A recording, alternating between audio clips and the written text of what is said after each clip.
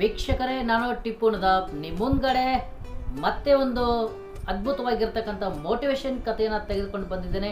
ಹಾಗಾದರೆ ಕಥೆಯನ್ನು ಕೊನೆವರೆಗೂ ನೋಡಿ. ಹಾಗಾದರೆ ಬನ್ನಿ ಕಥೆಯನ್ನು ಪ್ರಾರಂಭ ಮಾಡೋಣ. ಒಂದು ಸ್ಕೂಲು. ಆ ಸ್ಕೂಲಲ್ಲಿ ಒಬ್ಬ ಹುಡುಗ ಯಾವಾಗಲೂ ಯಾವುದೋ ಒಂದು ಚಿಂತೆಯಲ್ಲಿ ಮುಳುಗಿರ್ತಿದ್ದ. ಅವನ ಅಭ್ಯಾಸದಲ್ಲಿ ಕೂಡ ಏನಪ್ಪ ಸ್ವಲ್ಪ ಹಿಂದ್ಗಡೆ ಇದ್ದ. ಅಲ್ಲಿರ್ತಕ್ಕಂಥ ಶಿಕ್ಷಕರಿಗೆ ಆ ಹುಡುಗನಿಗೆ ಯಾವ ರೀತಿಯಾಗಿ ತಿಳಿಸ್ಬೇಕು ಅಂತಕ್ಕಂಥದ್ದು ಅರ್ಥ ಆಗಲಿಲ್ಲ. ಹಾಗಾದ್ರೆ ಕೊನೆಗೆ ಒಬ್ಬ ಶಿಕ್ಷಕರು ಅವನನ್ನ ಒಂದು ರೀತಿಯಾಗಿ ಟೆಸ್ಟ್ ಮಾಡ್ತಾರೆ. ಹಾಗಾದ್ರೆ ಯಾವ ರೀತಿ ಟೆಸ್ಟ್ ಮಾಡ್ತಾರೆ ಅನ್ನೋದ ವೀಕ್ಷಕರೇ ನೋಡೋಣ ಬನ್ನಿ. ಎಲ್ಲರೂ ಕೂಡ ಏನಪ್ಪ ಅಂದ್ರೆ ಆಟ ಆಡ್ತಿರ್ತಾರೆ. ಹಾಗಾದ್ರೆ ಆ ಹುಡುಗನ ಪ್ರಾಬ್ಲಮ್ ಏನಂದ್ರೆ, ಯಾವತ್ತು ನನಗೆ ಕೈಲಿ ಆಗೋದಿಲ್ಲ, ನನ್ನ ಸಮಸ್ಯೆಗಳು ಬಹಳಷ್ಟು ದೊಡ್ಡದಿದ್ದಾವೆ, ನನಗೆ ಆ ಸಬ್ಜೆಕ್ಟ್ ತಿಳಿಯುವುದಿಲ್ಲ, ನನಗೆ ಈ ಸಬ್ಜೆಕ್ಟ್ ಏನಪ್ಪ ಅಂದ್ರೆ ಸಿಕ್ಕಾಪಟ್ಟೆ ಟಫ್ ಇದೆ, ಯಾವತ್ತೂ ಅವನ ಕಂಪ್ಲೇಂಟ್ಸು ಇದೇ ಆಗಿತ್ತು. ಹಾಗಾದ್ರೆ ಅಲ್ಲಿರ್ತಕ್ಕಂಥ ಶಿಕ್ಷಕರು ಅವನನ್ನ ಕರೀತಾರೆ. ಎಸ್ ಬಾಯ್ಲಿ, ಏನು ಮಾಡ್ತಾ ಇದೆಯಾ? ಏನಿಲ್ಲ ಸರ್, ಸುಮ್ಮನೆ ಕೂತಿದ್ದೆ. ಯಾಕೆ ಆಟ ಆಡೋಕ್ಕೆ ಹೋಗೋದಿಲ್ವಾ? ಇಲ್ಲ ಸರ್, ಮನಸ್ಸಿಲ್ಲ. ಒಂದು ಕೆಲಸ ಮಾಡ್ತೀಯಾ? ಹಾಂ ಹೇಳಿ ಸರ್. ಏನಿಲ್ಲ, ಒಂದು 10 ಲೀಟರು ಜ್ಯೂಸ್ ಮಾಡಿಕೊಡ್ತೀಯಾ? ಅಯ್ಯೋ, ಶಿಕ್ಷಕರು ಹೇಳ್ತಾ ಇದ್ದಾರೆ ಅಂತ. ಹಾಂ ಎಸ್ ಸರ್, ಮಾಡಿಕೊಡ್ತೀನಿ ಸರ್. ಹಾಂ ಎಸ್. ಎಲ್ಲ ವಸ್ತುಗಳೇನಪ್ಪ ಅಂದರೆ ಅವನ ಅಂಗಡಿಯಿಂದ ತೆಗೆದುಕೊಂಡು ಬರ್ತಾನೆ. ತೆಗೆದುಕೊಂಡು ಬಂದ ನಂತರ ಲೆಮನ್ ಜ್ಯೂಸ್ ಮಾಡಲು ಶಿಕ್ಷಕರು ಅವನಿಗೆ ಹೇಳ್ತಾರೆ. ಎಲ್ಲವನ್ನು ಎಫರ್ಟ್ ಮಾಡಿ ಲೆಮನ್ ಜ್ಯೂಸ್ ಮಾಡ್ತಾನೆ. ಆಗ ಅದರಲ್ಲಿ ಸ್ವಲ್ಪ ಸಾಲ್ಟ್ ಏನಪ್ಪ ಅಂದರೆ ಹೆಚ್ಚಿಗೆ ಆಗುತ್ತೆ. ಹುಡುಗ ಕುಡಿದು ನೋಡ್ತಾನೆ. ಅಯ್ಯೋ, ಶಿಕ್ಷಕರು ಬೈದು ಬಿಡ್ತಾರೆ ಇನ್ನು ನನಗೆ, ಯಾಕಂದರೆ ಸಾಲ್ಟ್ ಹೆಚ್ಚಾಗಿದೆ, ಇದರಲ್ಲಿ ಉಪ್ಪು ಹೆಚ್ಚಾಗಿದೆ. ಅವಾಗ ಶಿಕ್ಷಕರು ಕೂಡ ಅದನ್ನ ಕುಡಿದು ನೋಡುತ್ತಾರೆ, ಮುಗುಳ್ನಾಗ್ತಾರೆ. ಆಗ ಆ ಹುಡುಗನಿಗೆ ಹೇಳ್ತಾರೆ, ಈಗೆಲ್ಲ ಶಿಕ್ಷಕರಿಗೆ ಈ ಜ್ಯೂಸನ್ನು ಒಯ್ದು ಕೊಡು. ಆ ಹುಡುಗ ಗಾಬರಿ ಆಗ್ತಾನೆ. ಅಯ್ಯೋ, ಇದರಲ್ಲಿ ಸಿಕ್ಕಾಪಟ್ಟೆ ಉಪ್ಪಿದೆ, ಏನು ಮಾಡೋದು? ಬೈದು ಬಿಡ್ತಾರೆ. ಅದಕ್ಕೋಸ್ಕರ ಆ ಹುಡುಗ ಏನು ಮಾಡ್ತಾನೆ ಗೊತ್ತಾ?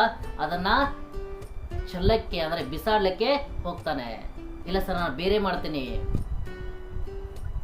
ಆಗ ಶಿಕ್ಷಕರು ಅವನನ್ನು ಕರೆದ್ಬಿಟ್ಟು ಹೇಳ್ತಾರೆ, ಇದರಲ್ಲಿ ಕೇವಲ ಎಲ್ಲವೂ ಕೂಡ ಕರೆಕ್ಟ್ ಆಗಿದೆ, ಟೆಸ್ಟ್ ಕೂಡ ಕರೆಕ್ಟ್ ಆಗಿದೆ, ಆದರೆ ಇದರಲ್ಲಿ ಉಪ್ಪು ಹೆಚ್ಚಾಗಿದೆ. ಅದಕ್ಕೋಸ್ಕರ ನೀನೇನು ಮಾಡ್ತಾ ಇದೀಯಾ? ಈ ಎಲ್ಲ 10 ಲೀಟರ್ ಜ್ಯೂಸನ್ನು ಏನಪ್ಪ ಅಂದರೆ ಬಿಸಾಕ್ತಾ ಇದೀಯಾ. ಅದರಲ್ಲಿ ಸ್ವಲ್ಪ ನೀರು ಕುಡಿಸು, ಸ್ವಲ್ಪ ಸಕ್ಕರೆ ಹಾಕು, ಎಲ್ಲವೂ ಕೂಡ ಸರಿ ಹೋಗುತ್ತೆ. ಅಯ್ಯೋ ಸರಿ ಗುರುಗಳೇ. ಸ್ವಲ್ಪ ನೀರು ಹಾಕ್ತಾನೆ, ಸ್ವಲ್ಪ ಸಕ್ಕರೆನ ಹಾಕ್ತಾನೆ, ಅದು ಮತ್ತೆ ಸರಿ ಹೊಂದುತ್ತೆ. ಅದ್ಭುತವಾಗಿರ್ತಕ್ಕಂಥ ಜ್ಯೂಸ್ ರೆಡಿ ಆಗುತ್ತೆ. ಟೀಚರು ಕುಡಿತಾರೆ, ಮತ್ತೊಂದು ಸರಿ ಆ ಹುಡುಗನೂ ಕೂಡ ಕುಡಿತಾನೆ. ಇಬ್ರು ಕೂಡ ನಗ್ತಾರೆ. ವೀಕ್ಷಕರೇ, ಈ ಕಥೆಯಿಂದ ಏನು ಅರ್ಥ ಆಗುತ್ತೆ ನಮಗೆ? ಹಾಗಾದ್ರೆ ಆ ವಿದ್ಯಾರ್ಥಿಗೆ ಶಿಕ್ಷಕರು ಹೇಳ್ತಾರೆ, ನಿನ್ನ ಪ್ರಾಬ್ಲಮ್ ಕೂಡ ಇದೇ ರೀತಿಯಾಗಿವೆ. ನಿನ್ನ ಜೀವನದಲ್ಲಿ ಕೂಡ ಏನಪ್ಪ ಅಂದ್ರೆ ಹಲವಾರು ಸಮಸ್ಯೆಗಳು ಇರ್ಬೋದು, ಆದರೆ ಆ ಒಂದು ಪ್ರಾಬ್ಲಮ್ ಅನ್ನ ಇಟ್ಕೊಂಡು ನಿನ್ನ ಜೀವನದಲ್ಲಿ ಕೆಲವೊಂದಿಷ್ಟು ಪ್ರಾಬ್ಲಮ್ಗಳು ಇರ್ಬೋದು. ಯಾಕಂದ್ರೆ ಜೀವನ ಅಂದ್ರೆ ಪ್ರಾಬ್ಲಮ್ಗಳು ಇದ್ದೇ ಇರಬೇಕು ಅಥವಾ ಇರಲೇಬೇಕು. ಯಾಕಂದ್ರೆ ಸಾಧನೆ ಮಾಡಲು ನಮಗೆ ಅದು ದಾರಿ ಮಾಡಿಕೊಡುತ್ತವೆ. ಹಾಗಾದ್ರೆ 1-2 ಪ್ರಾಬ್ಲಮ್ ಅನ್ನ ಇಟ್ಕೊಂಡು ಇಷ್ಟು ಅದ್ಭುತವಾಗಿರ್ತಕ್ಕಂಥ ಸ್ಟೂಡೆಂಟ್ ಲೈಫ್ ಅನ್ನ ನೀನೇನಪ್ಪ ಅಂದ್ರೆ ವೇಸ್ಟ್ ಮಾಡ್ತಾ ಇದೀಯಾ? ಯಾವ ರೀತಿಯಾಗಿ ನೀನು ಕೇವಲ ಉಪ್ಪೆ ಹೆಚ್ಚಾಗುವುದಕ್ಕೆ ಯಾವ ರೀತಿಯಾಗಿ 10 ಲೀಟರ್ ಏನಪ್ಪ ಅಂದ್ರೆ ಜ್ಯೂಸನ್ನೇ ಬಿಸಾಕ್ತಾ ಇದೆಯಲ್ಲ, ಅದೇ ರೀತಿಯಾಗಿ ಕೇವಲ 1-2 ಸಮಸ್ಯೆಯನ್ನು ಇಟ್ಕೊಂಡು ನಿನ್ನ ಸ್ಟೂಡೆಂಟ್ ಲೈಫನ್ನೇ ಅಥವಾ ನಿನ್ನ ಜೀವನವನ್ನ ಏನು ಮಾಡ್ತಾ ಇದೆಯಾ? ನೀನು ವೇಸ್ಟ್ ಮಾಡ್ಕೋತಾ ಇದೆಯಾ?